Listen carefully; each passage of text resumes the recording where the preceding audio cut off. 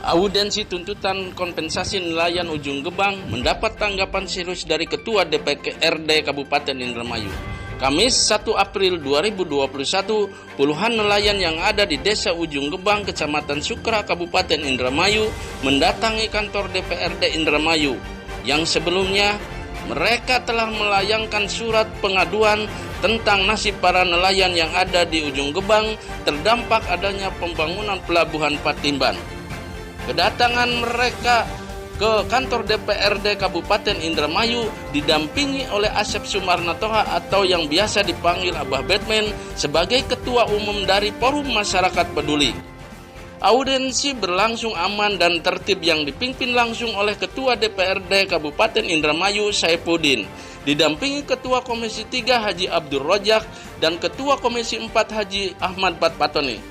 Juga turut hadir di audiensi ini Dinas Perikanan dan Kelautan yang diwakili oleh Asep Suryana sebagai Sekdis dan Dinas Perhubungan, juga pihak kepolisian setempat.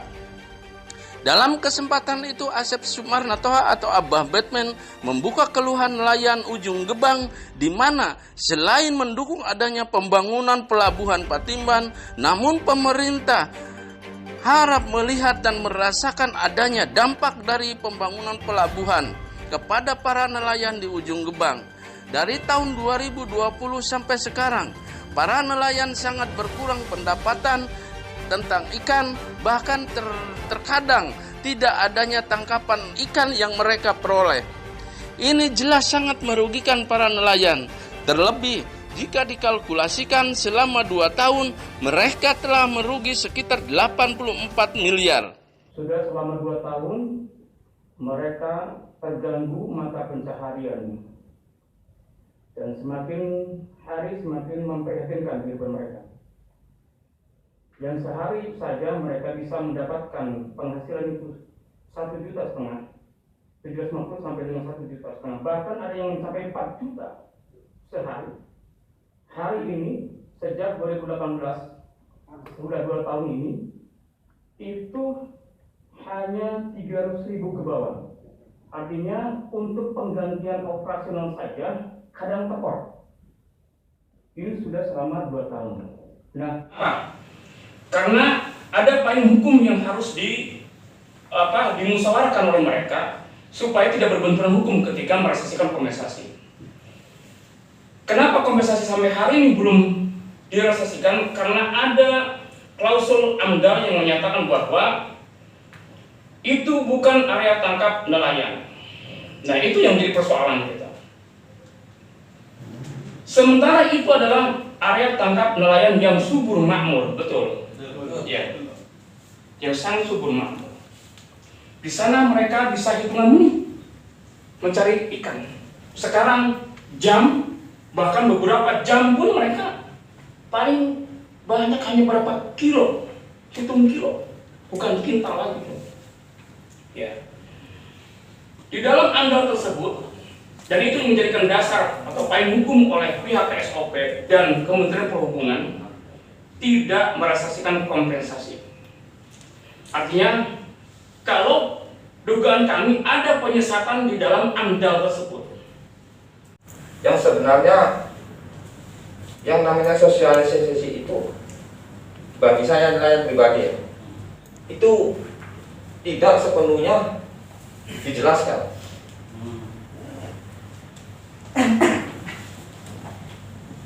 Saya beberapa kali minta sosialisasi dari pihak KSOP untuk bisa terbuka langsung sama masyarakat. Satu contoh ada tertera di dalam AMDAL bahwasanya nelayan Ujung Gebang itu asli murni nelayan Arab. Jadi itu salah besar.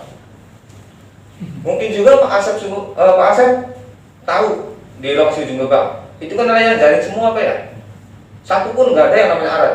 Tapi tertera di dalam AMDAL itu jelas bahwa nelayan di Ujung Gebang itu nelayan Arab.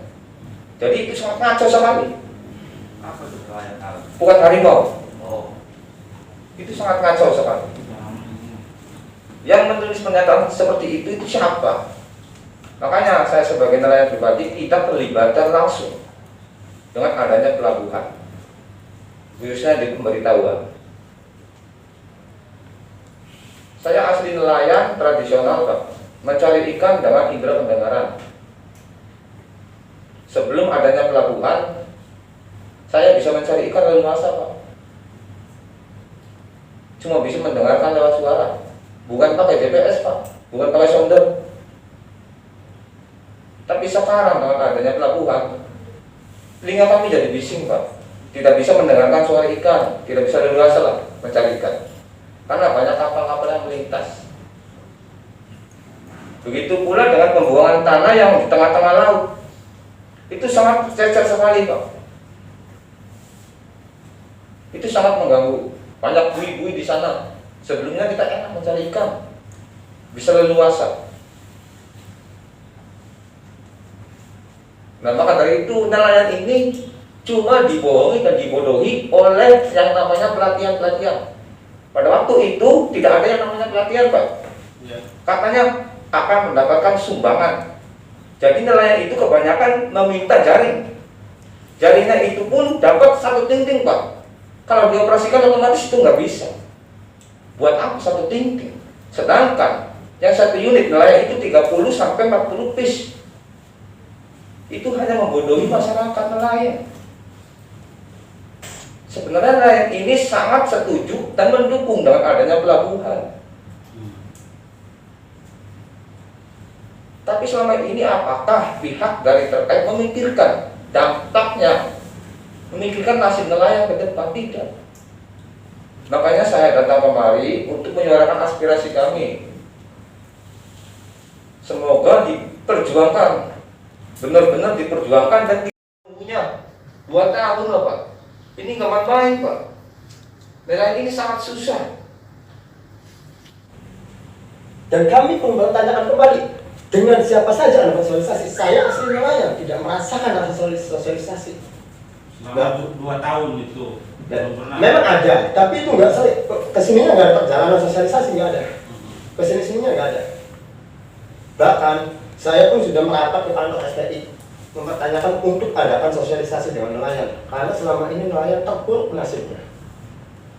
Nanti saya akan berbicara dampak, tapi saya bicara sosialisasi dulu. Ketika pernyataan dari mereka, mereka sudah bersosialisasi dengan kepala desa Ujung Gebang, dengan ketua koperasi TPI Ujung Gebang. Bahkan mereka menyampaikan apa bapak-bapak nelayan ini sudah disampaikan sosialisasi kami kepada orang yang terkait. Demi Allah, belum pernah mereka menanyakan ucapan seperti itu kepada kami. Makanya kami pun sendiri kesini. Intinya kami tidak ajak mereka, karena apa? Mereka itu bagi saya udah menyakiti nelayan. Bukan 1, 2, 3 nelayan, tapi ada 100 lebih nelayan Ujung Gebang. Nah, saya sekarang berbicara tentang masalah dampak. Apa ya kalau saya bicara kalau saya kalau bicara nafsu. Karena nggak ada yang peduli di sana untuk nelayan, nggak ada yang peduli masyarakat sana, tokoh masyarakatnya. Dan apa mereka tersebut sudah punya kinerja dengan pihak pelabuhan. Makanya kami nelayan kecil ditinggalkan oleh mereka. Harusnya yang dipedulikan, harusnya mereka mempedulikan kami, tapi nggak ada mereka yang mempedulikan kami nasibnya. Dampak yang kami merasakan itu banyak, pembuangan tanah. Nanti ada angin timur itu akan berbenturan Pak, karena ada pembatas tinggi. Banyak lah, yang jelas banyak. Teman-teman masyarakat peduli berkaitan dengan hal ini, saya di sini hanya sekedar menambahkan Pak, dalam forum ini Pak Ketua Punten, kalau bisa Pak, OPP Indramayu Pak kelas 3 itu juga harus dihadirkan Pak.